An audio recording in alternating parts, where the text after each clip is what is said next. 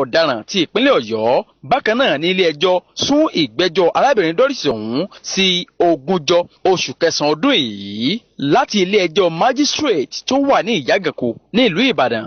Ibrahim Ganiyu ló ń jábọ̀ ròyìn fún iléeṣẹ́ tẹlifíṣàn Orísun. Àbọ̀ láti gbọ́ láti ẹnu Ibrahim Ganiyu bí ó ti jábọ̀ fún wa láti ìpínlẹ̀ Ọ̀yọ́.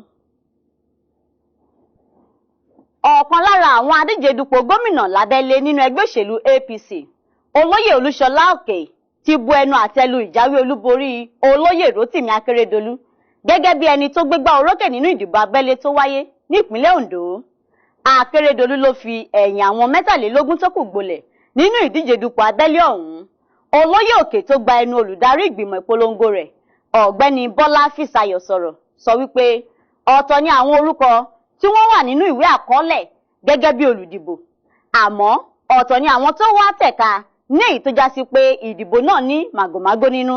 Olóyè Òkè tó jẹ́ adíje dupò lábẹ́ àsíá ẹgbẹ́ òṣèlú PDP ní ọdún 2012 sọ wípé ọ̀tọ̀ ni àwọn àkọsílẹ̀ orúkọ àwọn olùdìbò tí wọ́n pín fún àwọn nígbà tí àwọn lọ ṣe ìpàdé pẹ̀lú ìjọba àpapọ̀.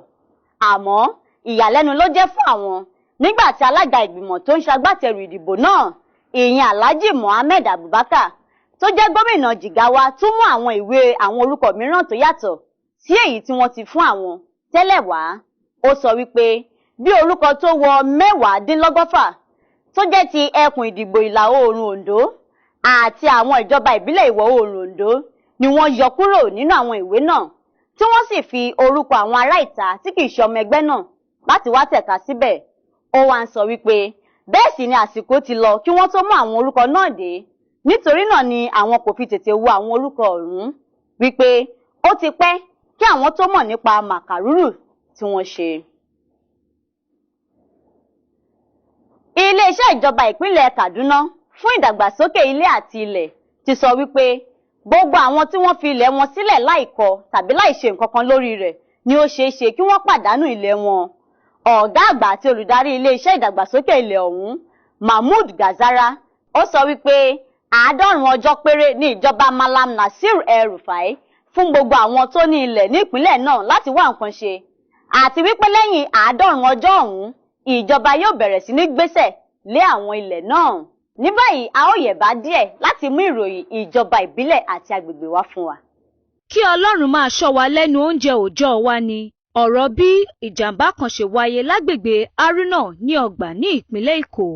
Ọkọ̀ akérò LT kan ni a gbọ́ wípé ó sọ ìjánu rẹ̀ nù tí ó sì lọ rọ́lu kẹ̀kẹ́ márúwá kan nígbà tí àwọn ọlọ́pàá dá dúró.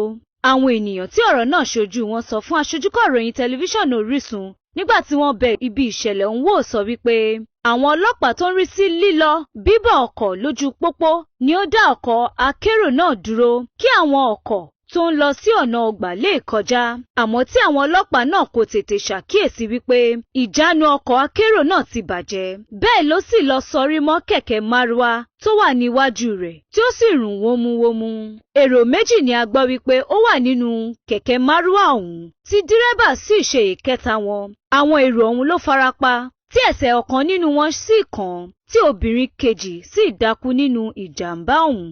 Páàkì wa ó kúrò sí ibi báyìí, so wọ́n wá pè wá ní park pé nǹkan kan ṣẹlẹ̀ níbi báyìí wá, kí ló ṣẹlẹ̀? Wọ́n ní brake failure ni pé márùwá wa ṣáà ní nǹkan kan báyìí sáré débi báyìí nìyẹn. So bẹ́ẹ̀ mi ṣe view nǹkan tí mo rí, we really give glory to God because ara wa ni ẹni tó wa márùwá yẹn, so God is wonderful.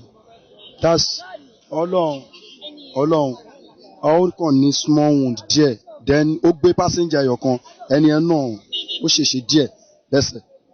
So ìgbà tí àwọn policeman kan dá àwọn mọ́tò yẹn dúró pé kí àwọn sàdé báyìí kan fi kọjá, so ìgbà tí yẹn tẹ break already àti elé àti mọ́tò tó lọ yìí sìn àti márùwá yìí, so wọ́n wá bí kankan náà, so elé kan látẹ̀yìn báyìí ó kàn gbá márùwá yẹn ni, so wá gbá síbi ibi jíìpù yìí, so ó dáadáa pé break yìí paragon yìí ó dáadáa pé òun ló fail tó fi gbá bẹ́ẹ̀ yẹn.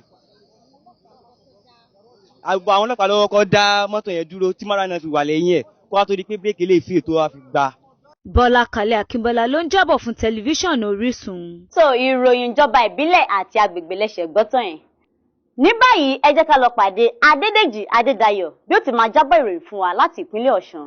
Abẹnugan ilé ìgbìmọ̀ asòfin ìpínlẹ̀ Ọ̀ṣun Right Honourable Najim Salam ti gbójú agan sí olórí ilé ọmọlé tó kéré jùlọ nílé ìgbìmọ̀ asòfin náà Honourable Safiriyu Akínwọlé fún pé ó ń béèrè ọkọ̀ ayọ́kẹ́lẹ́ fún àwọn asòfin náà lásìkò tí ìpínlẹ̀ Ọ̀ṣun dojúkọ ìṣòro ńlá.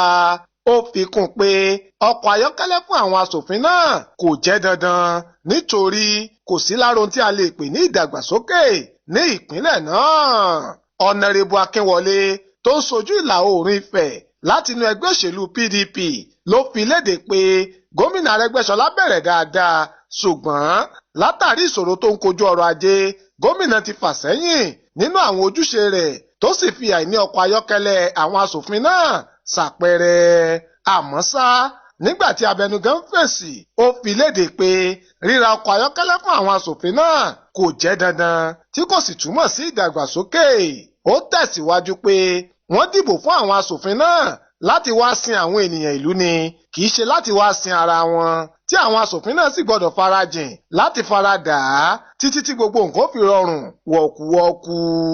Lákòótán àwọn asòfin náà wá panupọ̀ mọrírì ipa takuntakun tí àwọn gómìnà tó ti ṣàkóso ìpínlẹ̀ Ọ̀ṣun ti kó pàápàá jùlọ ìjọba gómìnà Abdulrauf Arẹ́gbẹ́ṣọlá tó wà lóde báyìí fún ìfarajìn rẹ̀ láti mú ìdàgbàsókè bá ìpínlẹ̀ Ọ̀ṣun àti àwọn ọ̀kan ọ̀jọ̀kan ìdàgbàsókè tó ń ṣe ní ìpínlẹ̀ náà.